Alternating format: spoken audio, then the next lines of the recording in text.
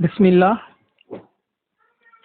Inshallah, from today we are going to start a topic from organic chemistry, 11th standard, chemistry 2, name is some basic principles and techniques. Don't get confused, there is one more topic by the name some basic concept in chemistry. एक और topic है some basic in chemistry, some basic concept in chemistry, वो chemistry 1 का है। उसमें physical chemistry से related basic दिया है, फंडामेंटल्स पॉइंट दिए हैं। लेकिन ये वाला है some basic principles and techniques, ये ऑर्गेनिक केमिस्ट्री का है, यानी कार्बन केमिस्ट्री वाला। ये टॉपिक स्टार्ट करने से पहले न्यू स्टूडेंट्स ध्यान में रखें, जो मेरे 2 पहले टॉपिक हो चुके हैं जो आप YouTube पे देख सकते हैं। आप जो है प्लेलिस्ट में जाकर बेसिक ऑर्गेनिक केमिस्ट्री या बेसिक कंसेप्ट एक अलग से एक फोल्डर है, उसमें 2 वीडियो हैं। वो दोनों वीडियो आप देखें जिसमें कुछ बेसिक टर्म्स और बेसिक इंट्रोडक्शन दिया है केमिस्ट्री का और ऑर्गेनिक केमिस्ट्री का और कार्बन और हाइड्रोजन के बारे में। तो वो पहले आप देखिए जिन्होंने नहीं देखा है, उसके बाद वो इस टॉपिक की तैयारी शुरू करें। ओके तो ऑर्गेनिक केमिस्ट्री तो हम पहले देख चुके हैं। Organic chemistry it is the branch of chemistry which deals with the hydrocarbon. So what is organic chemistry? It is the study of hydrocarbon. Study of hydrocarbon. Carbon और hydrogen वाले compound and their derivatives and their derivatives. Okay तो इसको हम बोलते हैं organic chemistry. जैसे हम पढ़ते हैं CH4 मीथेन, ये आपने 10th में पढ़ा है। आपने बेंजीन भी देखा है, C6H6 बेंजीन। तो इसमें आप देखेंगे ओनली कार्बन एंड हाइड्रोजन है और इनके डेरिवेटिव मतलब जैसे मीथेन में से एक हाइड्रोजन आपने रिमूव किया है और उसकी जगह Cl ले लिया है। Now it is methyl chloride, so it is called the derivative of methane, means it is derived from methane, मतलब ये मीथेन से बना है। तो जो भी हाइड्रोकार्बन्स रहेंगे और उनके डेरिवेटिव्स रहेंगे उनका स्टडी ऑर्गेनिक केमिस्ट्री कहलाता है। तो इसमें मेन एलिमेंट है कार्बन, इसलिए आप वो बेसिक वीडियो जरूर देखिए जो कार्बन हाइड्रोजन से रिलेटेड है। ओके सम बेसिक प्रिंसिपल्स मतलब यहाँ पर हम कुछ बेसिक कंसेप्ट्स ऐसे देखेंगे जो मेन प्रिंसिपल जिसके ऊपर पूरा ऑर्गेनिक केमिस्ट्री बेस है।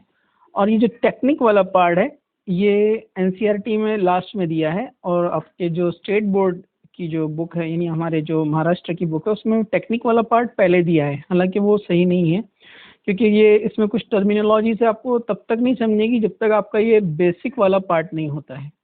इसलिए हम टेक्निक्स जो रहेंगे, इंस्ट्रूमेंट्स है इसमें बहुत सारे, कुछ प्रैक्टिकल जो है एक्सपेरिमेंट एक्सप्लेनेशन है, उसको हम लास्ट में देखेंगे। अभी हम बेसिक प्रिंसिपल्स यानी बेसिक कंसेप्ट्स की तरफ जाएंगे। ठीक है तो यहाँ पर आपको कार्बन के बारे में और कुछ बेसिक चीज़ें जो आपको बहुत ही इम्पोर्टेंट है, जिसके बगैर आप आगे बढ़ नहीं सकते, वो आपको मालूम होना बहुत ही ज़रूरी है।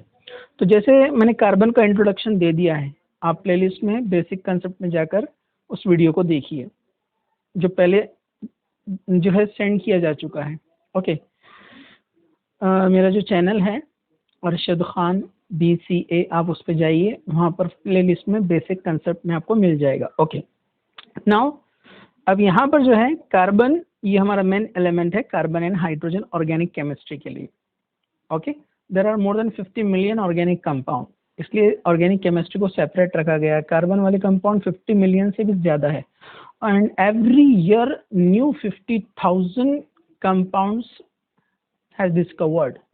ये हर साल 50,000 नए कंपाउंड तैयार होते हैं या जो है डिस्कवर होते हैं। तो ये बहुत इंपॉर्टेंट है, इसको सेपरेट ब्रांच बनाया गया है। तो कार्बन एटॉमिक नंबर 6 होता है, मतलब एटॉमिक नंबर 6 मतलब इसमें प्रोटॉन 6 है। डेफिनेटली इसमें इलेक्ट्रॉन भी इक्वल होते हैं, तो इलेक्ट्रॉन भी इसमें 6 है, 6 प्रोटॉन 6 इलेक्ट्रॉन, और न्यूट्रॉन भी इसके अंदर होते हैं 6। ओके मैंने वो वीडियो में बताया, लेकिन यहाँ शॉर्ट में आपको बता देता हूँ। तो अंदर 6 प्रोटॉन होते हैं और 6 न्यूट्रॉन होते हैं, और सराउंडिंग में फर्स्ट शेल जिसको के शेल बोलते हैं, जो आपने 10th में पढ़ा है, सेकेंड शेल होती है एल शेल। तो फर्स्ट शेल में 2 इलेक्ट्रॉन होते हैं और एल शेल में होते हैं 4 इलेक्ट्रॉन, टोटल 6 इलेक्ट्रॉन, जिसका डिस्ट्रीब्यूशन आप ऐसे करते थे। कार्बन इलेक्ट्रॉनिक कॉन्फ़िगरेशन 2,4, मतलब के शेल में 2 इलेक्ट्रॉन और एल शेल में 4 इलेक्ट्रॉन। लेकिन हम इसका डिस्ट्रीब्यूशन और सब वे में करेंगे, यानी इसको और हम जो है ऑर्बिटल्स फॉर्म में लिखेंगे। जैसे के अंदर होता है 1s ऑर्बिटल, 1 ये शेल नंबर है, फर्स्ट शेल मतलब 1, s ये ऑर्बिटल का जो है यहाँ पर सिंबल यूज किया जाता है। जैसे इसका मीनिंग होता है शार्प, वो क्यों होता है हम बाद में देखेंगे। ओके, और एल के अंदर एल का नंबर है 2, लेकिन इसमें 2 ऑर्बिटल होते हैं, s orbital and p orbital, इसलिए दोनों एल के अंदर है, एल शेल में 2s and 2p, 1s and only 1s इन के अंदर। ओके, s की कैपेसिटी है 2 इलेक्ट्रॉन की, इसमें ऑर्बिटल होती है 1 और उसके अंदर इलेक्ट्रॉन होते हैं मैक्सिमम 2 इलेक्ट्रॉन। p की जो कैपेसिटी है वो 6 है, क्योंकि उसके अंदर ऑर्बिटल्स होते हैं 3, 1 2 3, हर ऑर्बिटल में 2 इलेक्ट्रॉन है, टोटल 6 इलेक्ट्रॉन, ये इनकी कैपेसिटी है। वैसे d होता है उसमें 10 होते हैं, f होता है उसमें 14 होते हैं, ये आगे आएगा, अभी आपको ये 2 याद रखना है। ओके, तो इसलिए इलेक्ट्रॉनिक कॉन्फ़िगरेशन कार्बन का ऐसे लिखा जाता है कि 1s कैपेसिटी 2 है तो 2 से ज़्यादा नहीं आएंगे। अब रह गए कितने, क्योंकि एटॉमिक नंबर कितना है 6, अभी रह गए कितने 4, तो 2s2, फिर s की कैपेसिटी 2 है और ये 2 तो नंबर है उसका, शेल नंबर। ओके, अब हो गए 4, अब कितने रह गए 2, तो 2p2, p की कैपेसिटी 6 है लेकिन हमको 2 ही चाहिए, इसलिए हमने 2 लिखा। तो हम उसको ऐसे लिखते हैं 1s में 2 इलेक्ट्रॉन, एक क्लॉकवाइज मूव होता है इलेक्ट्रॉन, इसलिए उसको अपर एरो से बताते हैं हाफ, और एक एंटी क्लॉक मूव होता है तो उसको शो करते हैं ऐसे डाउन एरो से, half headed arrow. Okay, 2 electron हो गए, और 2s के इलेक्ट्रॉन को भी ऐसे ही शो करते हैं। और 2p के अंदर जो है ना ऑर्बिटल 3 है, एक का नेम होता है x, दूसरा होता है y, तीसरा होता है z, ये इनके ओरिएंटेशन है। मतलब 3D ज्योमेट्री जब बनाएंगे तो उनका पोजीशन एक x एक्सिस पे होता है, एक y एक्सिस पे होता है और एक z एक्सिस पे होता है, इसलिए उनको नेम दिया है। ठीक है, अब यहाँ पर हम इलेक्ट्रॉन ऐड करने वाले हैं। तो x में एक इलेक्ट्रॉन होता है, अब पेयरिंग नहीं होंगी, दूसरा इलेक्ट्रॉन y में जाएगा, टोटल 6 हो गए, 2 + 2 4 + 2 6। ये सिंगल इलेक्ट्रॉन क्यों रखा है यहाँ पर ऐसे, क्योंकि ये रिपल्शन मिनिमाइज करने के लिए दूसरे ऑर्बिटल में एक इलेक्ट्रॉन चला जाता है। और ये एक रूल भी है, हंट्स रूल, इसको हम बाद में स्टडी करेंगे कि जब ऑर्बिटल ज़्यादा हो तो इलेक्ट्रॉन पहले सिंगली फील होते हैं, मतलब एक एक करके, और जब कंप्लीट हो जाते हैं, जैसे अगर फॉर एग्जांपल यहाँ 4 होते तो लिखा जाता था x में 1, y में 1, z में 1, फिर x में 4th वाला, यानी पेयरिंग होती थी। ओके, ठीक है, तो ये बेसिक हो गया एक थोड़ा सा, इसको ध्यान रखिए आप, इलेक्ट्रॉनिक कॉन्फ़िगरेशन ऐसे लिखा जाता है। एक थ्योरी हम पढ़ेंगे बाद में केमिकल बॉन्डिंग में, कि electronic theory of valency, ETV, electronic theory of valency, वो बोलती है कि जितने सिंगल इलेक्ट्रॉन होंगे उतने बॉन्ड बनेंगे। तो यहाँ पर हमको सिंगल इलेक्ट्रॉन कितने दिख रहे हैं 2, तो कार्बन 2 बॉन्ड बनाना चाहिए। लेकिन अभी हमने ऊपर देखा CH4, कार्बन ने 4 हाइड्रोजन के साथ बॉन्ड बनाया, मतलब 4 हाइड्रोजन है, मतलब इस तरह से उसके बॉन्ड कितने होते हैं 4 होते हैं। तो ये कैसे पॉसिबल है, चलिए इसको हम आगे देखते हैं। इसके लिए आपको एक हेडिंग दिया गया है NCERT के अंदर, tetravalency of carbon, shape of the organic compound, ये भी हम यहाँ पर देखेंगे, shapes of the organic compounds, different compounds. तो आज हम सिर्फ जस्ट इंट्रोडक्शन ले रहे हैं ताकि आप लोग प्रीवियस वीडियो भी एक बार देखें, ज़्यादा बर्डन ना हो, कल हम और आगे बढ़ेंगे। तो अभी हम देख रहे हैं कार्बन का टेट्रावैलेंसी। तो जो कार्बन होता है वो 4 बॉन्ड बनाता है, जो CH4 में आप देखते हैं, हाइड्रोजन 1 बॉन्ड बनाता है, उसके पास एक ही इलेक्ट्रॉन है, 1s1। तो कार्बन ने कैसे बनाया है 4 बॉन्ड, जबकि इलेक्ट्रॉनिक थ्योरी बोलती है कि जिसके पास जितने सिंगल इलेक्ट्रॉन रहेंगे उतने बॉन्ड फॉर्म होंगे।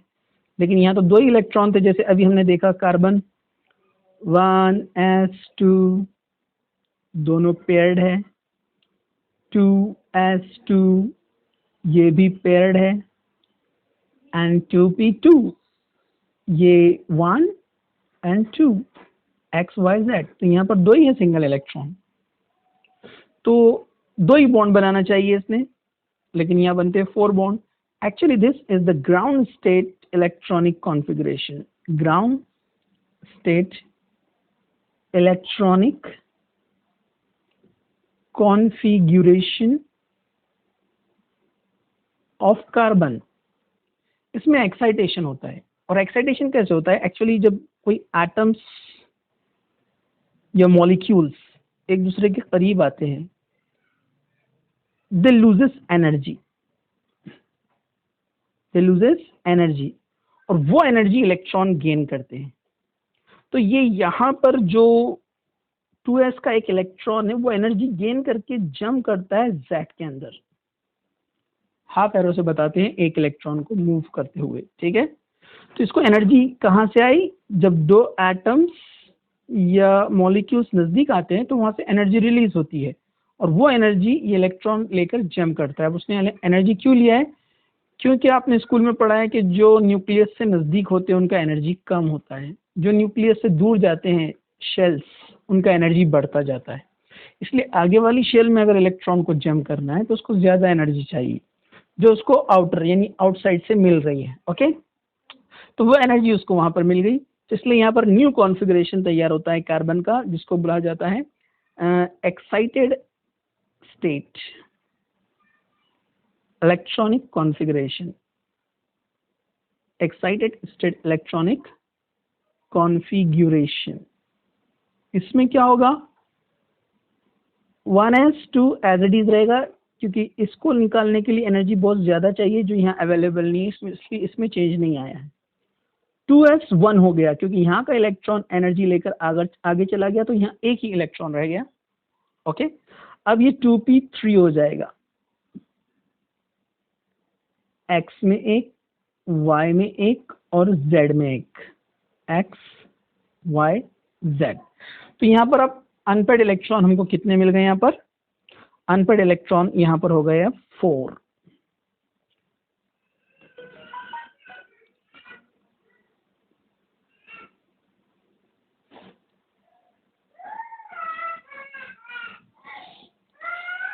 Unpaired electron. अब ये 4 अनपेड इलेक्ट्रॉन है, इसलिए इसके पास इलेक्ट्रॉनिक थ्योरी के हिसाब से ये बॉन्ड कितने बनाएगा, 4 बॉन्ड, इसलिए कार्बन 4 बॉन्ड फॉर्म करता है। यहाँ एक कंसेप्ट है, name of that concept is hybridization, and this state is called hybridized state electronic configuration।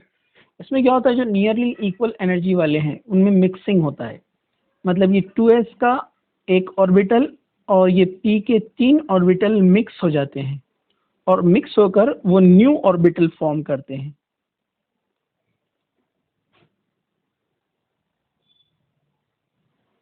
Okay, जिसमें आप यहाँ पर देख सकते हैं ये वाला एक ऑर्बिटल कहाँ से आया है, x से, और ये 3 कहाँ से आए हैं,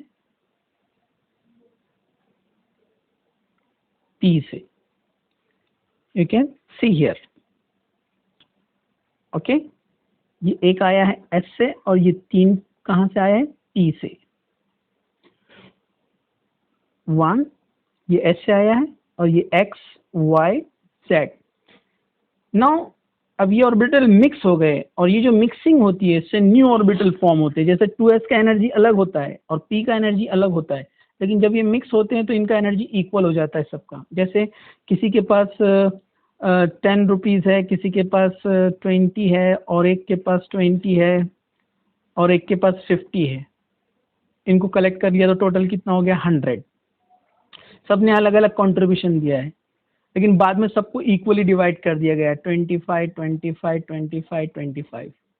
तो हाइब्रिडाइजेशन भी ऐसे होता है, डिफरेंट एनर्जी वाले आकर मिक्स होते हैं और सबको फिर इक्वल एनर्जी मिल जाती है। ये होता है हाइब्रिडाइजेशन में, जिसको शॉर्ट में बोलते हैं it is the mixing and recasting of orbital.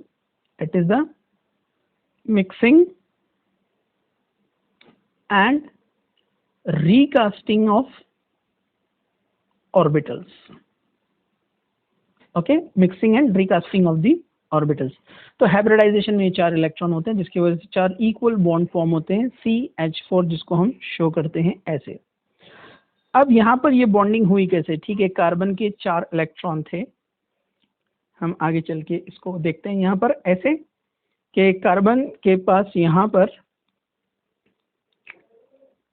Electron थे 4, 1, इसको हम क्रॉस से शो कर रहे हैं, 2, 3, 4, और जो 1s वाले इलेक्ट्रॉन है वो हम यहाँ शो नहीं कर रहे हैं क्योंकि वो पेयर्ड वाले थे, वो हाइब्रिडाइजेशन में पार्टिसिपेट नहीं करते हैं। ओके, अब ये हाइड्रोजन से शेयरिंग करते हैं। हाइड्रोजन के पास एक ही इलेक्ट्रॉन है, तो हाइड्रोजन अपना इलेक्ट्रॉन लेकर आएगा यहाँ पर, जिसको हम डॉट से शो करते हैं। ये हाइड्रोजन अपना इलेक्ट्रॉन लेकर आया है, ये दूसरा हाइड्रोजन अपना इलेक्ट्रॉन लेकर आया है, तीसरा हाइड्रोजन अपना इलेक्ट्रॉन लेकर आया है, चौथा हाइड्रोजन अपना इलेक्ट्रॉन लेकर आया है। इस तरह से शेयरिंग हुई, हाइड्रोजन के 4 इलेक्ट्रॉन, कार्बन के 4 इलेक्ट्रॉन, टोटल 8 इलेक्ट्रॉन, ये बन गए 4 bond. So here 1 bond means 2 electrons, ये हमको यहाँ पर नजर आ रहा है, 2 इलेक्ट्रॉन मीन्स 1 बॉन्ड। इसको हम ऐसे शो करते हैं।